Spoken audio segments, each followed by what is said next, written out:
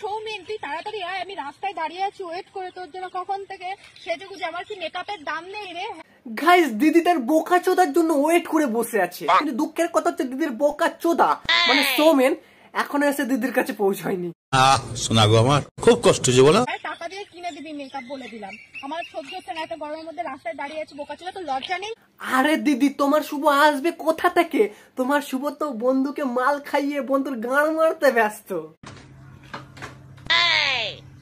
তোমরা গাইস এই ভিডিওটা দেখেছো কিনা আমি জানি না, কিন্তু বাড়া এই ভিডিওটা দেখার পর আমি 1 সপ্তাহ কমাইছিলাম জানো। ওই ভগবান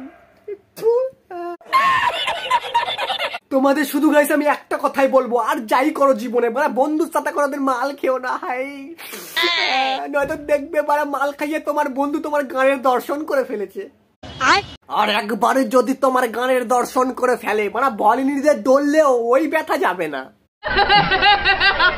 এখানে শুধু তুমি তুমি তুমি বাবা বাবা বাবা বাবা বউ হাঁকছে, দাদা সেখানে গিয়েও রিল বানাচ্ছে।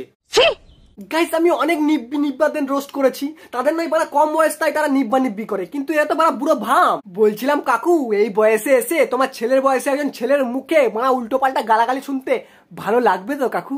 এখানে শুধু আমি, এখানে শুধু তুমি, এখানে আমরা ছাড়া আর কেউ নেই।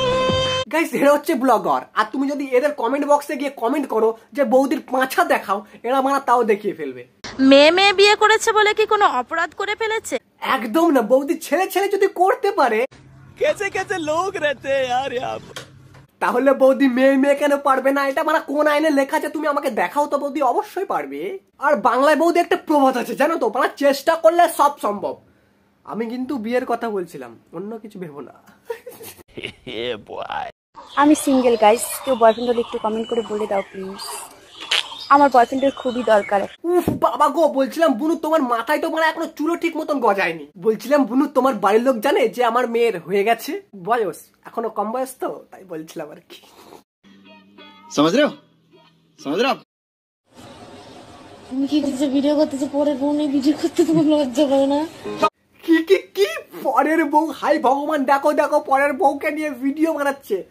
যদিও পরের বই যদি ভুলে যায় এটা পরের স্বামী, আর এটা তো ছেলে শালা পাক্কা হারামি, প্রথম থেকে ভুলে গেছে বানাও পরের স্বামী। যদিও ছেলে তো মুই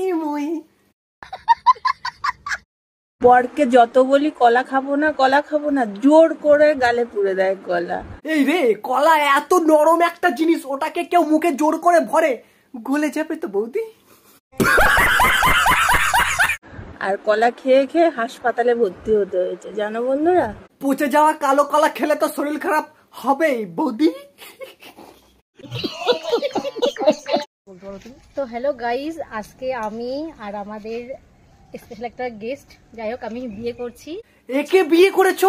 মালটাকে দেখে তো পাক্কা গাঁজাখোর মনে হচ্ছে।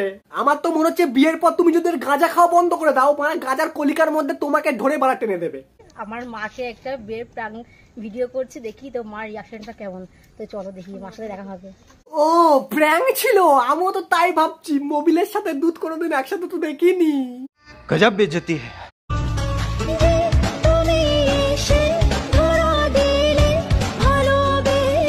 দেখো গাইস দেখো, পাগলি চুদির পাগলামো দেখো। ওরে পাগলি চুদি, ওটা রবীন্দ্রনাথ ঠাকুর রে ভাই। তোরা আর কত নোংরামি করবি ভগবানের সমান একটা মানুষের সঙ্গে চুমু চামাটা, ছি ছি ছি। আর মানে সব থেকে খারাপ লাগে কোন জায়গাটা জানো? এদের নিয়ে যখন মানে ভিডিও বানাই তখন তোমরা কমেন্ট করো ছাপড়ি রোস্টার। এদের নিয়ে তো ভিডিও বানাবেই, এদের নিয়ে কি করা যায় তোমরাই বলো।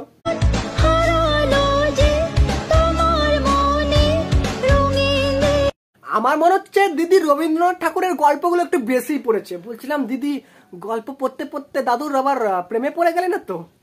বাবু, এবারের জন্মদিনে তুমি আমাকে কি দেবে? ভেবেছিলাম তো দিদি পচা সিঙ্গারা আর মূলো ভাজা খেয়ে ওটার হাগা দিয়ে তোমাকে একটা সুন্দর চকলেট বাটারফ্লাই একটা কেক বানিয়ে দেবো, কিন্তু দুঃখের কথা হচ্ছে সকাল থেকে বলে আমার হাগাটাই হয়নি। আই ভগবান।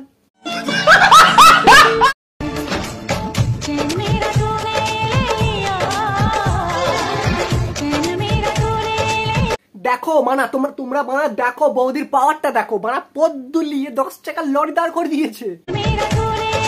আর এখানে যদি মানা তুমি আমি থাকতাম, লরির তলায় ঢুকিয়ে রোড বানিয়ে দিয়ে চলে যেত। হে ভগবান, হে প্রভু, পরের জন্মে আমাকে বৌদি বানিয়ে পাঠিও। বিয়ে করলে টাকা পয়সা দেখেই করা উচিত, কারণ চরিত্র মোটামুটি সবারই খারাপ। রিক্সায় বসে কান্না করাচ্ছে বিএমডাব্লিউতে বসে কান্না করা অনেক ভালো। মোষের মতন পদ নিয়ে বিএমডাব্লিউতে চাপার গল্পটা বেশ ভালোই ছিল, কিন্তু দাদা ওই মুখ নিয়ে বিএমডাব্লিউতে না, ন্যানো গাড়িতেই মানাবে। অজয়, তোমার বন্ধুদের কাছে শুনলাম তোমার নাকি বমি পাচ্ছে, মাথা ঘোরাচ্ছে, টক খেতে ইচ্ছে করছে, তাই জন্য এই তেঁতুল গাছটা আমি তোমার জন্য লাগিয়েছি। গাইস, তোমাদের আমি প্রথমেই বলে দিই, এটা বানা একটা গান। অজয় পাঠা, তুমি না খুব কচি পাঠা ঝোল খেতে ভালোবাসতে, জানো আমি অনেকগুলো পাঠা পুষেছি। অজয় পাঁঠা, অজয় পাঁঠা তুমি কোথায়? তোমার পাটি তোমার জন্য পাঁঠা পুষে রেখেছে। অজয় তুমি খাবে না? এসো এসো পাঁঠা এসো। আজ থেকে তোমার ভাত, কাপড়, মেকআপ, রাগ, অভিমান সবকিছু দায়িত্ব আমি নিলাম। এবং আমি তোমাকে এতটাই ভালোবাসি, মানে আমার জীবন দিয়ে তোমাকে আমি এতটাই ভালোবাসি, হালকার পরে তোমার ছুচিয়ে দেওয়ার দায়িত্বটাও আমি নিলাম। গাইস, এরাই হচ্ছে সেই স্বামী স্ত্রী, না সেই স্বামী স্ত্রী যারা মাসে 32 বার ভাত কাপড়ের অনুষ্ঠান করে। কারণ গাইস, এরা এই ছাড়া আর কিছুই পারে না।